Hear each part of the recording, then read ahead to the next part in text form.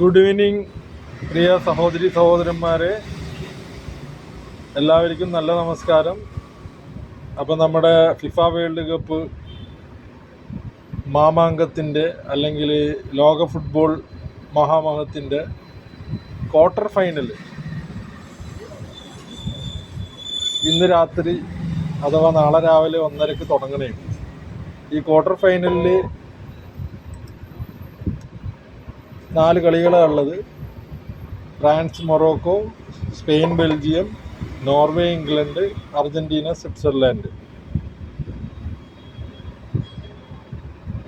അപ്പോൾ അതിൽ ആദ്യത്തെ കളി ഇന്ന് ഫ്രാൻസും മൊറോക്കോയും തമ്മിൽ നടക്കുകയാണ്. അപ്പോൾ അതിൽ ഞാൻ നേരത്തെ പറഞ്ഞായിരുന്നു, രണ്ടും തുല്യശക്തികളാണെങ്കിലും ഫ്രാൻസിനാണ് കൂടുതൽ സാധ്യതയെന്ന് പറഞ്ഞു.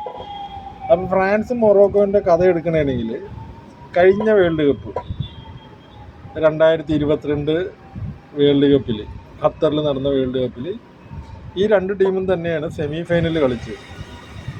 ഫ്രാൻസും മൊറോക്കോയും സെമി ഫൈനൽ കളിച്ച് മൊറോക്കോനെ തോൽപ്പിച്ചിട്ട് ഫൈനലിൽ അർജൻറ്റീനയായിട്ട് ഫ്രാൻസ് തോൽക്കുക ചെയ്തു. അർജൻറ്റീനയാണെങ്കിൽ സെമി ഫൈനലിൽ ക്രൊയേഷ്യനെ തോൽപ്പിച്ച് ഫൈനലിൽ വന്ന് ഫ്രാൻസുമായിട്ട് കളിച്ച് ജയിക്കുക ചെയ്തു. അപ്പോൾ മൊറോക്കോ എന്ന് പറഞ്ഞാൽ സാധാരണ ഒരു ടീമൊന്നുമല്ല, സെമി ഫൈനലൊക്കെ കളിച്ച് വരുന്ന ടീമാണ്. പിന്നെ 4 വർഷം കൊണ്ട് കുറേ വ്യത്യാസങ്ങളൊക്കെ ഉണ്ടായിട്ടുണ്ട്, അത്രേ ഉള്ളൂ. അപ്പോൾ ഫ്രാൻസിൻ്റെ ഇതുവരെയുള്ള ഈ വേൾഡ് കപ്പ് എന്ന് പറഞ്ഞു കഴിഞ്ഞിട്ടുണ്ടെങ്കിൽ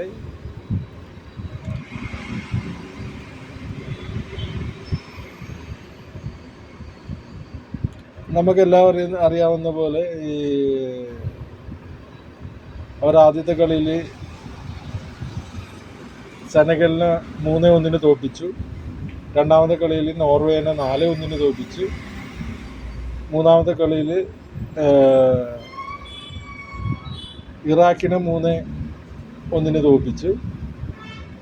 പിന്നെ റൗണ്ട് ഓഫ് 32 സ്വീഡനെ 3-0 തോൽപ്പിച്ചു. ഈ വേൾഡ് കപ്പിൻ്റെ ഏറ്റവും വൃത്തികെട്ട കളിയായ പ്രീ ക്വാർട്ടർ ഫൈനലിൽ പരാഗ്വേനെ 1-0 തോൽപ്പിച്ചു. അങ്ങനെ ക്വാർട്ടർ ഫൈനലിൽ എത്തിയേക്കാണ്. ക്വാർട്ടർ ഫൈനലിൽ മൊറോക്കോയാണ് എതിരാളി. അപ്പുറത്ത് മൊറോക്കോൻ്റെ നോക്കിക്കഴിഞ്ഞിട്ടുണ്ടെങ്കിൽ ഗ്രൂപ്പ് സ്റ്റേജിൽ ആദ്യത്തെ കളി തന്നെ ബ്രസീലായിട്ട് സമനില പിടിച്ചു. ബ്രസീലിനെ സമനില പിടിക്കുക എന്ന് പറഞ്ഞു കഴിഞ്ഞാൽ കളി മൊത്തം കണ്ടു കഴിഞ്ഞിട്ടുണ്ടെങ്കിൽ മൊറോക്കോ തന്നെയായിരുന്നു അപ്പർ ഹാൻഡ്. രണ്ടാമത്തെ കളിയിൽ സ്കോട്ട്ലാൻഡായിട്ട് 1-0 ജയിച്ചു.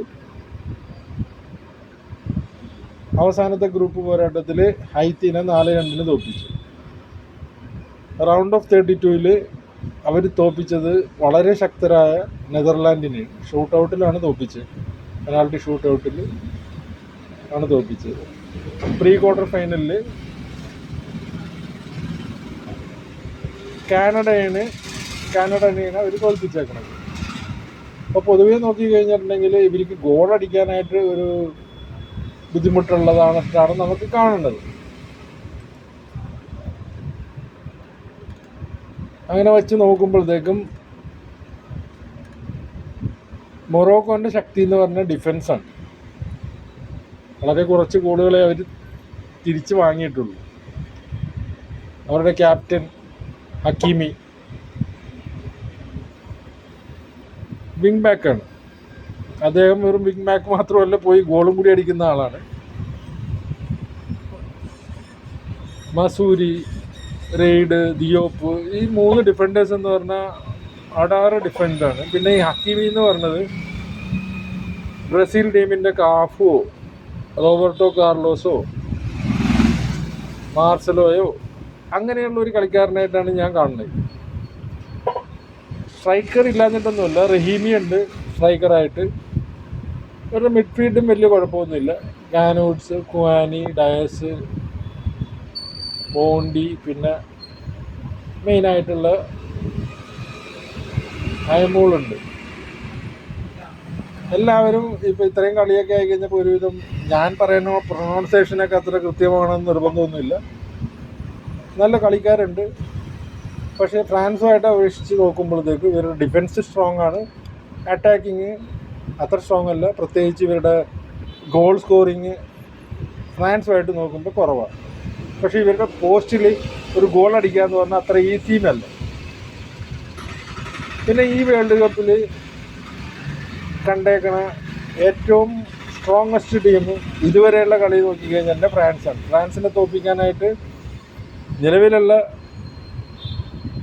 ഒരു ടീമുകൾക്കും സാധ്യമല്ല. ഇപ്പോഴുള്ള ക്വാർട്ടർ ഫൈനലിലുള്ള ടീം ഏത് ടീം എടുത്താലും, അതുപോലെ തന്നെ ഇതിനു മുമ്പ് ഔട്ടായി പോയ പല ടീം എടുത്തു കഴിഞ്ഞാലും ഫ്രാൻസിനെ തോൽപ്പിക്കുക എന്ന് പറഞ്ഞാൽ എല്ലാവർക്കും ബുദ്ധിമുട്ടായിരിക്കും. ഫ്രാൻസ് കഴിഞ്ഞ പ്രാവശ്യം അവർ ഫൈനലിൽ തോറ്റു, അതിനു മുമ്പ് അവർ ചാമ്പ്യന്മാരായിരുന്നു. ഫ്രാൻസിൻ്റെ ഹിസ്റ്ററി എല്ലാവർക്കും അറിയാം. ഇപ്പോൾ എംബാപ്പയാണ് അവരുടെ ക്യാപ്റ്റൻ, അപ്പോൾ സ്ട്രൈക്കറാണ്. അവരുടെ മിഡ്ഫീൽഡ് വളരെ സ്ട്രോങ് ആണ്. ഡെംബലെ ഉണ്ട്, അദ്ദേഹം ആവശ്യത്തിലധികം ഗോളുകൾ അടിച്ചിട്ടുണ്ട്. ഒലീസെ ഉണ്ട്, എംബാപ്പെ, ഡെംബലെ, ഒലീസെ. അതിൻ്റെ കൂടെ ബാർക്കോളായും കൂടി കഴിഞ്ഞാൽ അവരുടെ മിഡ്ഫീൽഡ് ആൻഡ് അറ്റാക്കിങ് ഏകദേശം വളരെ കരുത്തലുള്ളത്. അതിൻ്റെ കൂടെ മിഡ്ഫീൽഡ് ആയിട്ട് കോനയുണ്ട്, റാബിയോട്ടുണ്ട്. ഡിഫൻഡ് ആയിട്ട് ഡിങ്ക്, സൈലീബ, കുണ്ടയൊക്കെ നല്ല കളിക്കാരനാണ്.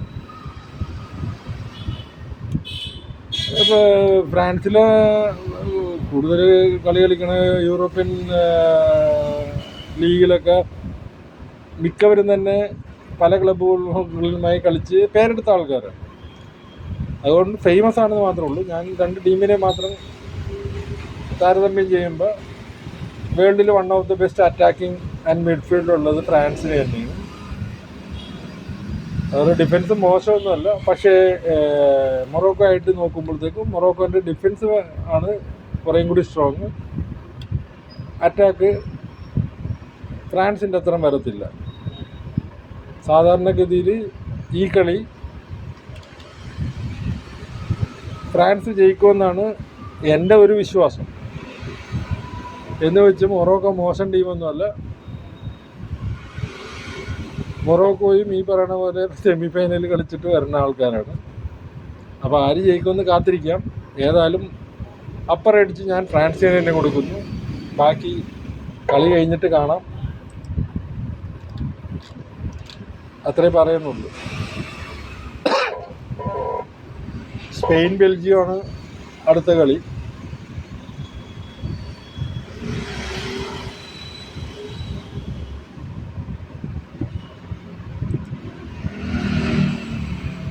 അത് നാളെ പറയും.